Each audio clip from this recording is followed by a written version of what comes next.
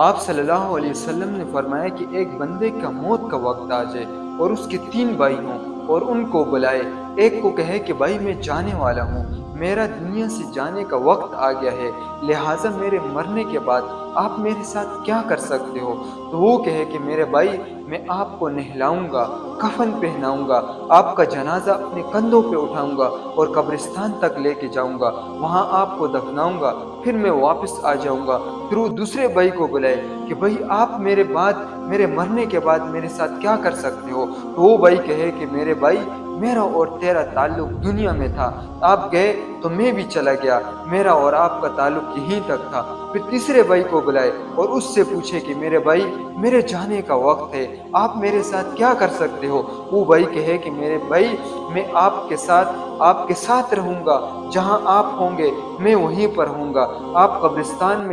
کو قبرستان تک لے کے جاؤں گا اور پھر میں قبر میں آپ کا ساتھی بنوں گا۔ جب منکر نکیر آپ سے سوال پوچھیں گے میں سوال کے جواب میں آپ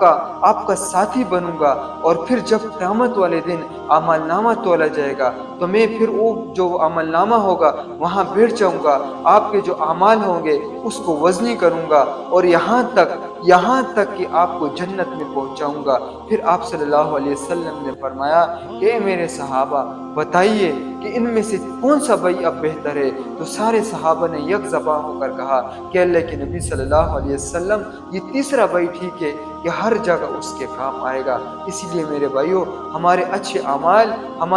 اعمال ہی ہمارے کام آئیں گے، قبر میں بھی ہمارے کام، دنیا میں بھی ہمارے کام، محشر میں بھی ہمارے کام، اور جہاں پر وزن ہوگا اعمال نامہ تولا جائے گا وہاں پر بھی ہمارے کام، اور یہاں تک کہ جنت اور جہنم کا جب فیصلہ ہوگا تو یہ ہمارے نیک اعمال ہمیں جنت تک لے جائیں گے۔ اسی لیے ہم کوشش کریں کہ ہم یہ مختصر سی زندگی میں اچھے اعمال کریں، اپنی آخرت کو بنائیں، اسی میں اللہ کی رضا ہے۔